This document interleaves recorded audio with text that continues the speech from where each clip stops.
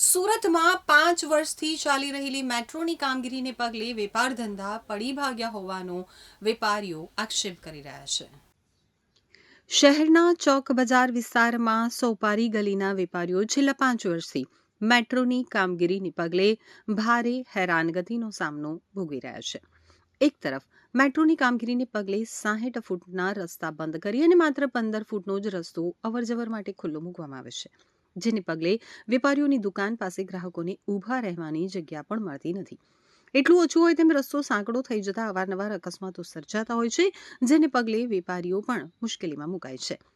તો શહેરીજનો માટે પણ તે માથાનો દુખાવો બની રહેલી મેટ્રોની મંથર ગતિની કામગીરીને પગલે છાશવારે અકસ્માતોથી માંડી અને હાલાકીની સમસ્યાઓ હવે વધી ગઈ છે। ये आपका परिचय और क्या कहना चाहोगे? मेरा नाम सब्बीर भाई चाय वाला है और मेरी यहाँ शॉप है अमीना बुरका कलेक्शन, चौक बाजार सोपारी गली के अंदर। और अभी 4-5 साल से यहाँ पे बहुत सी ट्रैफिक समस्या है, जिसका निराकरण लाने के लिए 23/12/2025 के रोज सूरत शहर कमिश्नर को हमने आवेदन पत्र के माध्यम से जानकारी दी गई थी, लेकिन उसका कोई निराकरण अभी तक आया नहीं है। आप देख सकते हो कि ये गली जो है वो 9 फुट की है, आगे चल के ये 12 फुट की होती है, लेकिन मेट्रो प्रोजेक्ट प्रगति हेठड़ है, ऐसी बातों को लेकर काफ़ी प्रशासन का कहना है कि ये कार्य प्रगति हेठड़ है, लेकिन कहीं ना कहीं मेट्रो प्रोजेक्ट को लेके यहाँ के स्थानिक व्यापारी और हमें बहुत दिक्कत हो रही है। और आप देखो तो प्रशासन यहाँ पे निष्फल जा रहा है। इसी रोड की वजह से सारी ट्रैफिक डाइवर्ट होती है। ये एक चोखा वाला मांग कहा जाता है जो एसएमसी पे जाता है, एक मांग जाता है हमारे राजमांग जिसे मेन रोड कहा जाता है। चोखा वाला मांग पहले 60 फुट का था, आज उसे 10 फुट का कर दिया है और 50 फुट बंद कर दिया है।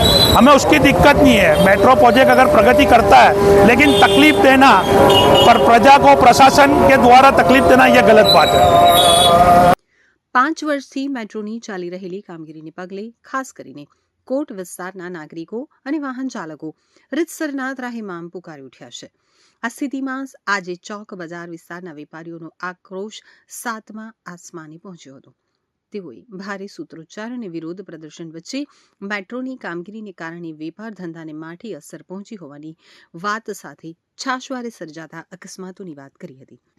આ અંગે વેપારીઓએ પોતાનો આક્રોશ વ્યક્ત કરતા જણાવ્યું હતું કે સ્થાનિક કોર્પોરેટરો અને ધારાસભ્યો દ્વારા પણ આ સમસ્યા અંગે ધરાર આંખ આડા કાન કરવામાં આવી રહ્યા છે, જેને પગલે ના છૂટકે હવે વેપારીઓ દ્વારા સૂત્રોચ્ચાર સાથે વિરોધ પ્રદર્શન કરવાની ફરજ પડી રહી છે।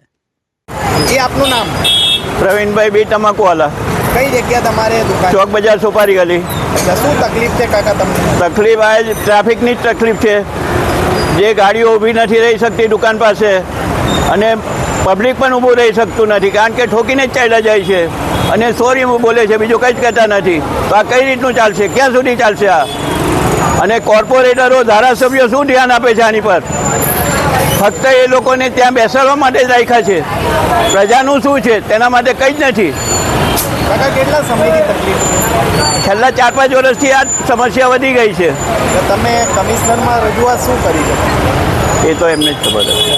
એટલે લેટર પેડ આપ્યું છે? હા હા, તો કંઈ કાર્યવાહી થઈ છે? કોઈ કાર્યવાહી નહીં, ખાલી બેરિકેડ મૂક્યા, બીજું કોઈ જ નથી, કોઈ આવ્યું નથી। શું કહેશો કમિશનરને? કમિશનરને એ જ રજૂઆત કે આની સમસ્યાનો હલ કરો અને કાયમી ધોરણે હલ કરો, 10-5 દિવસ માટે હલ નહીં કરતા।